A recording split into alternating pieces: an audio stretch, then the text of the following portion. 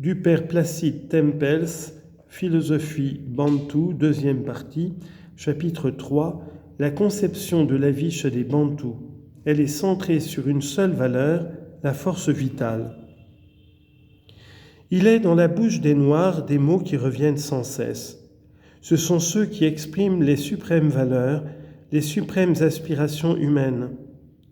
Ils sont comme des variations sur un leitmotiv qui se retrouvent dans leur langage, leurs pensées et dans tous leurs faits et gestes. Cette valeur suprême est la vie, la force, vivre fort ou force vitale.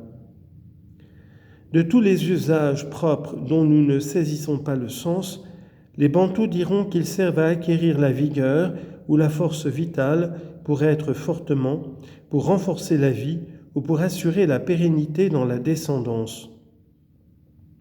Dans le mode négatif, c'est la même idée qui s'exprime lorsque les Bantous disent « nous vivons et agissons de telle façon pour être préservés du malheur ou d'une diminution de la vie et de l'être », ou encore pour nous protéger des influences qui nous annihilent et qui nous diminuent.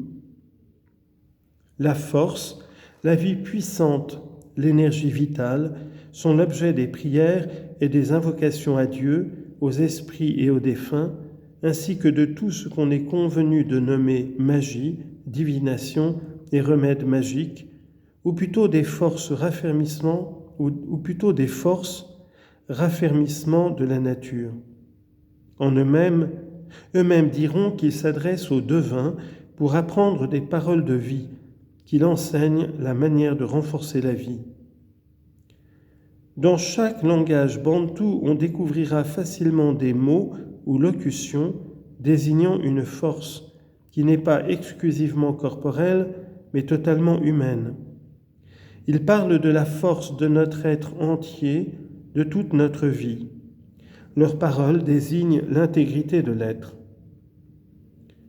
Le bwanga, ce qu'on traduit par remède magique, ne doit pas nécessairement, d'après eux, être appliqué ou collé à la plaie ou aux membres malades. Il n'a pas en premier lieu un effet thérapeutique local, mais il renforce, il augmente directement la force vitale ou l'être même.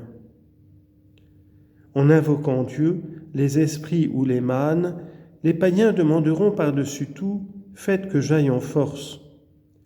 Lorsqu'on les incite à abandonner leur remède magique comme contraire à la volonté de Dieu et partant mauvais, on s'attire la réponse « Qu'y a-t-il de mal en eux ?» Ce que nous taxons de magie n'est à leurs yeux autre chose que la mise en œuvre des forces naturelles placées à la disposition des hommes par Dieu pour le renforcement de la vie humaine. Lorsqu'ils essaient de se dégager des métaphores ou des périphrases, les Bantous désignent Dieu lui-même comme le puissant, celui qui possède la force en lui-même. Il est aussi le générateur de la force de toute créature. Dieu est le Dijina Dikatampe, le grand nom, parce qu'il est la grande force, le Mukomo, comme disent les Baluba, celui qui est plus fort que tout autre. Les mânes des premiers ancêtres, élevés à un plan surhumain, possèdent leur force extraordinaire en tant que premiers-nés du genre humain et propagateurs de cet héritage divin, la force de vie humaine. Les autres défunts ne comptent que dans la mesure où ils augmentent et perpétuent leur force de vie dans leur progéniture. Ainsi, pour les Bantous, tous les êtres de l'univers possèdent leur force vitale propre bien déterminée, humaine, animale, végétale ou inanimée. Chaque être a été doté par Dieu d'une certaine force susceptible de renforcer l'énergie vitale de l'être le plus fort de la création, l'homme.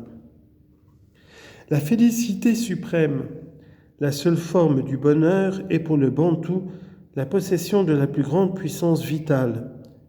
Le plus grand malheur, le seul malheur, est d'être diminué dans sa force de vie.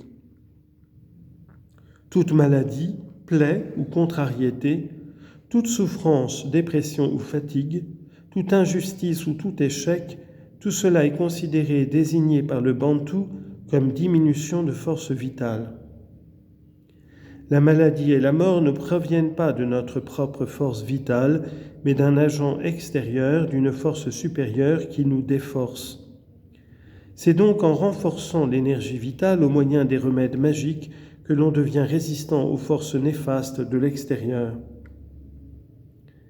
Faut-il s'étonner dès lors que les Bantous fassent allusion à cette force vitale dans leurs salutations et usent de formules telles que « tu es fort » ou « tu as la vie » et qu'ils expriment leur commisération en des locutions telles que « ta force vitale s'est réduite, on a entamé ta vie ». Tel est aussi le sens de la formule de condoléance « wafwako » que nous traduisons par « tu meurs ». À cause de notre traduction erronée, nous avons trouvé les Bantous incompréhensibles, excessifs et ridicules, lorsqu'à longueur de journée ils se disent 100 fois morts de faim ou de fatigue, ou que la moindre contrariété ou malaise les fait mourir, entre guillemets. Dans leur esprit, ils expriment simplement une diminution vitale, et dans ce sens, leur expression est raisonnable et sensée.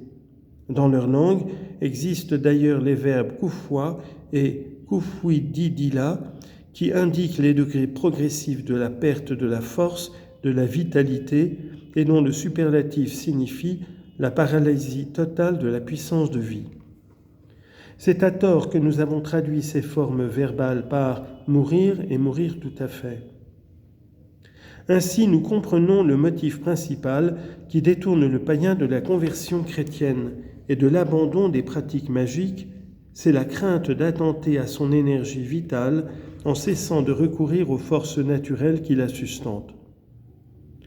En 1936, j'avais donné comme sujet de rédaction au normalien de Lukonzolva, Lac Muero, le sujet « Les obstacles à la conversion chez les païens ». À mon étonnement, loin d'énumérer une série de pratiques, tous déclaraient que le grand obstacle se résumait dans la conviction que l'abandon des usages indiqués par leurs ancêtres les mènerait à la mort. L'obstacle était donc d'ordre plus principiel que pratique. La crainte était fondée sur les raisons de l'ontologie bantoue. Ces quelques aspects du comportement bantou font voir déjà que l'idée maîtresse de sa pensée est celle de la puissance vitale dont Dieu est source. On lit en note. La révérende sœur Carmela des sœurs missionnaires de Notre-Dame d'Afrique fait ces constatations significatives à Bunia dans l'Ituri, au Congo belge. Citation. « Ici, le noir ne parle jamais de force vitale. Lorsqu'on lui en parle, il dit « Oui, c'est bien comme cela chez nous » et il a un sourire de satisfaction. Ils disent entre eux « Elle nous connaît ». Fin de citation. La force vitale est la réalité invisible mais suprême dans l'homme, et l'homme peut renforcer sa force vitale par la force des autres êtres de la création.